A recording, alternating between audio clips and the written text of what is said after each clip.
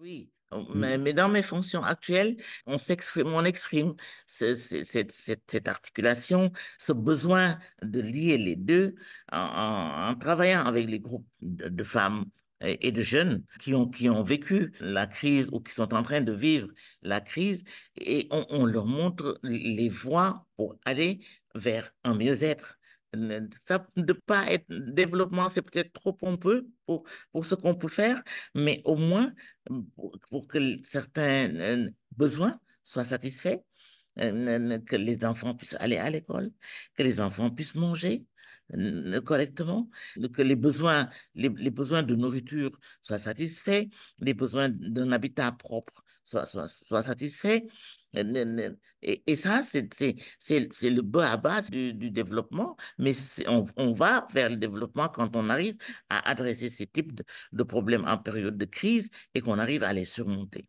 Le nexus, l'humanitaire nexus développement s'exprime comme cela, se voit comme cela. Comment on peut lier les critères de sous-développement que nous avons ou de non-développement que nous avons dans un endroit qui est en crise et les solutions que l'on propose pour sortir de ces crises-là.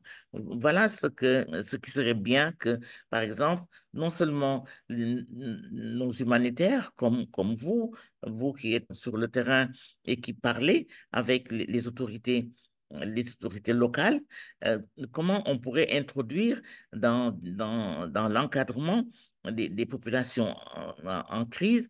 L'humanitaire, c'est ceci, oui, on donne de la nourriture, on aide à s'habiller, on aide à amener les enfants à l'école, on aide à la propreté, pardon, à des différentes propriétés, mais également, il faut penser qu'il faut plus que cela pour que vous vous en sortiez. Il faut que vous soyez capable de trouver à manger vous-même.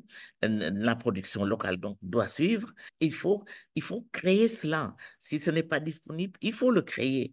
Et si on donne l'idée nous, en encadrant au plan humanitaire une communauté, si on leur donne toutes ces idées-là, je suis convaincu que les femmes surtout, les femmes et les jeunes sont capables de créer ces réponses, les réponses à ces besoins-là.